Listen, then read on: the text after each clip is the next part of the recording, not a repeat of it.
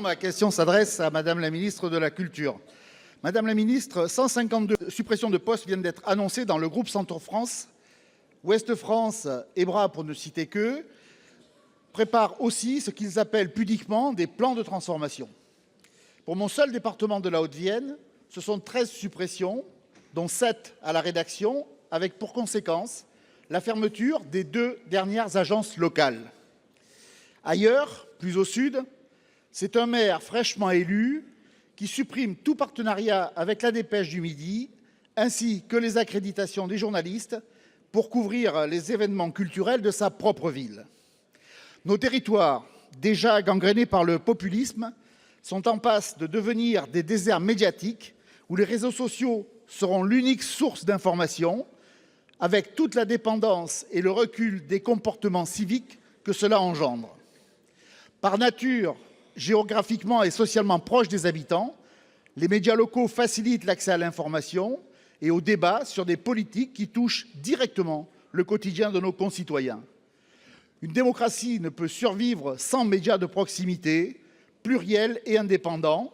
Là où ils disparaissent, la participation électorale, la confiance et l'engagement citoyen s'effondrent. Madame la ministre, il y a urgence. Que comptez-vous faire pour garantir à tous nos concitoyens le droit à une information locale, fiable et indépendante? Monsieur le sénateur, je pense d'abord à ceux qui sont les premiers touchés par les difficultés qui aujourd'hui frappent la presse quotidienne régionale. Il faut effectivement, vous l'avez dit, monsieur le sénateur, être conscient de la situation dégradée de la presse régionale et locale.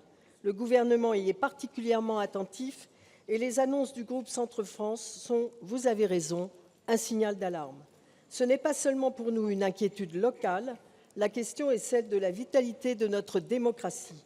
Il faut le dire et le redire, rien n'est plus à craindre que ce qu'on appelle des déserts informationnels qui nourrissent un sentiment d'isolement et privent les Français d'une information de proximité, fiable, qu'ils ne trouvent nulle part ailleurs. Le fait est que la presse quotidienne régionale est fragilisée dans son modèle économique, notamment par la baisse constante des recettes publicitaires et en même temps par le désintérêt grandissant de son lectorat, notamment des jeunes qui s'informent de plus en plus seulement sur les réseaux sociaux.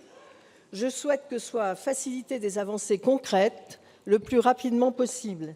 Ainsi, les discussions sur un contrat de modernisation de la distribution engagées depuis 2 ans aboutissent. Elles permettront de débloquer un soutien financier de l'État à la modernisation de l'outil de production. Le gouvernement appuie aussi la proposition de loi du député Erwan Balanant sur le droit voisin pour faire en sorte que les producteurs de contenu soient mieux rémunérés par les plateformes. Je souhaite que le Sénat puisse se saisir rapidement de ce texte.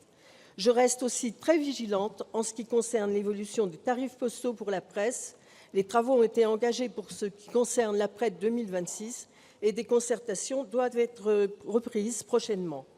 Au-delà, il faut réfléchir à de nouvelles pistes pour accompagner plus structurellement la transformation du secteur.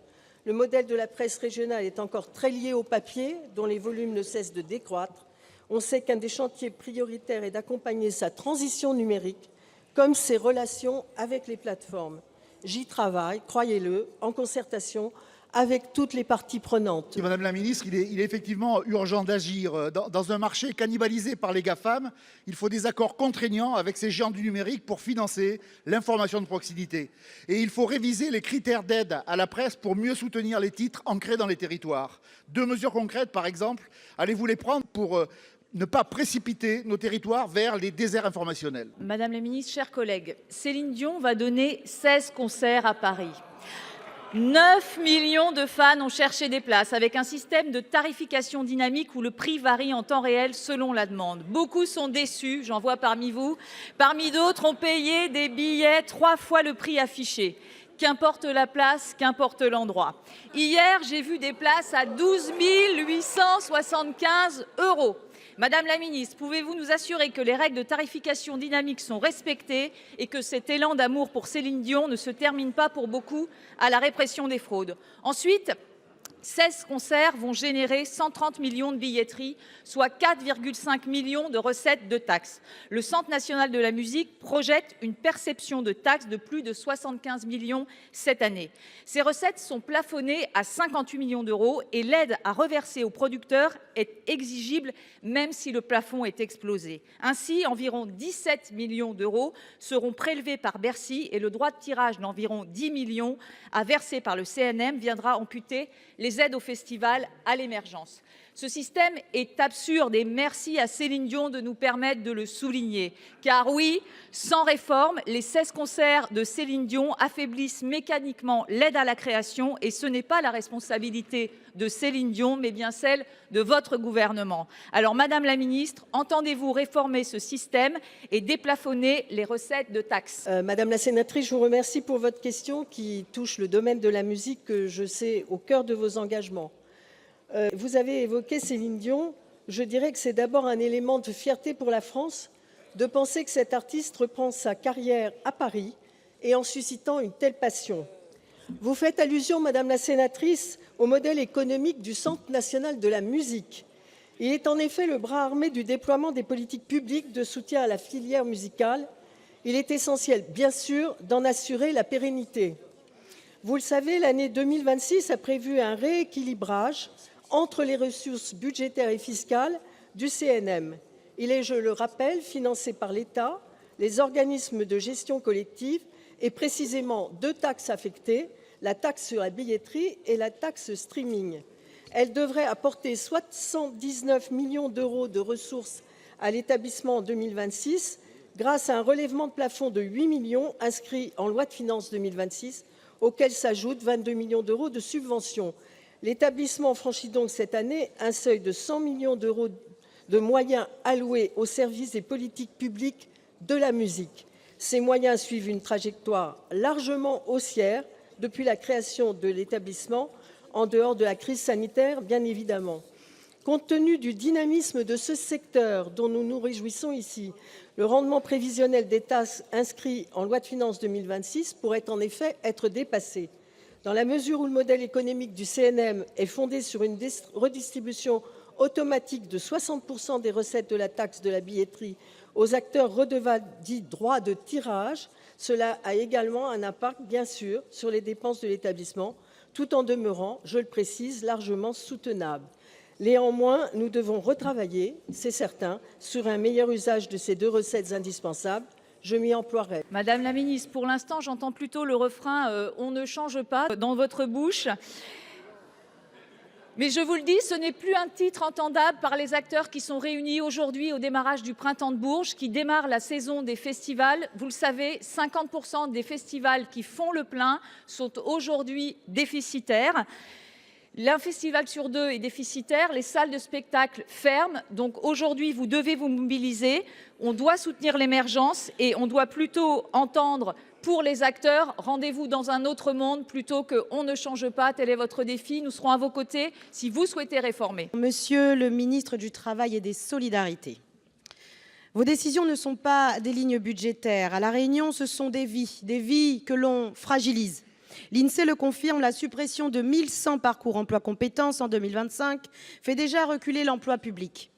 Et vous persistez, moins 68% de contrats aidés en 2026, dans des territoires où le chômage reste à 16%, soit 2 fois la moyenne nationale. C'est une faute. Oui, les PEC sont précaires, mais à La Réunion, le secteur marchand ne peut pas tout absorber. Les PEC aussi, trop souvent, sont le seul premier pas vers l'emploi. Les supprimer, c'est fermer la porte à toute une génération.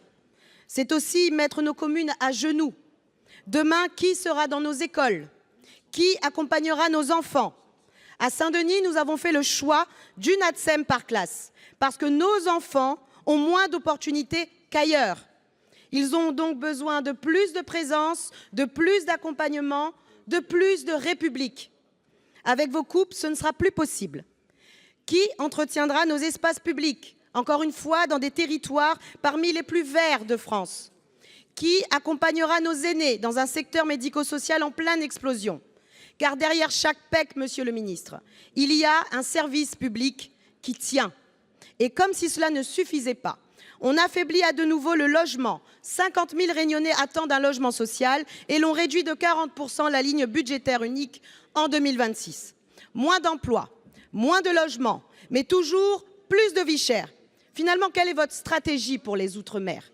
La résignation ou l'égalité réelle? Quand cesserons-nous de faire des économies sur les territoires qui ont le plus besoin de République? Je vous demande donc la transparence, Monsieur le ministre. Quel sera le volume de PEC en 2026? Madame la sénatrice, vous m'interrogez sur les contrats parcours emploi compétences qui font partie de la grande famille des contrats aidés. Quand on regarde l'enveloppe globale du budget dédié à l'insertion en 2026, le gouvernement a fait un choix très clair, après d'ailleurs les débats parlementaires et le vote des budgets, au bénéfice, assez logiquement, des dispositifs qui répondent plus efficacement à l'objectif majeur qui est l'insertion durable dans l'emploi, par exemple l'insertion par l'activité économique ou les dispositifs dédiés à l'accompagnement des jeunes. Toutes les études démontrent que ces parcours emploi-compétences et plus généralement les contrats aidés occasionnent quelques effets d'aubaine et n'ont pas un impact très fort dans le retour à l'emploi. C'est pourquoi, et ce n'est pas nouveau, nous poursuivons la trajectoire de réduction de ces dispositifs au bénéfice d'autres outils beaucoup plus efficaces. Pour autant, nous n'arrêtons pas complètement ces dispositifs. En 2026, 15 000 contrats aidés seront financiers. L'enveloppe sera portée à 33 millions d'euros. Elle permettra la prolongation de certains contrats en cours en limitant toute nouvelle entrée. Je sais bien sûr la sensibilité de cette mesure et des dispositifs en général pour les collectivités locales, notamment en Outre-mer et particulièrement à La Réunion. Nous devons faire des choix et donc, je le répète, privilégier les dispositifs dont les résultats en matière d'insertion sont les meilleurs. Je rappelle aussi que les préfets ont un rôle important. Il y a une forme de fongibilité des crédits et les préfets peuvent déployer les crédits budgétaires qui leur sont donnés et, à La Réunion comme ailleurs, ajuster les dispositifs pour faire face à des particularités locales quand les besoins locaux le justifient. Et enfin, je vous le précise, et conformément à cette orientation sur les dispositifs qui fonctionnent, je crois à l'action des missions locales de proximité avec les élus locaux, avec les collectivités locales et dans tout le monde ultramarin et à La Réunion en particulier, ces budgets seront augmentés en 2026.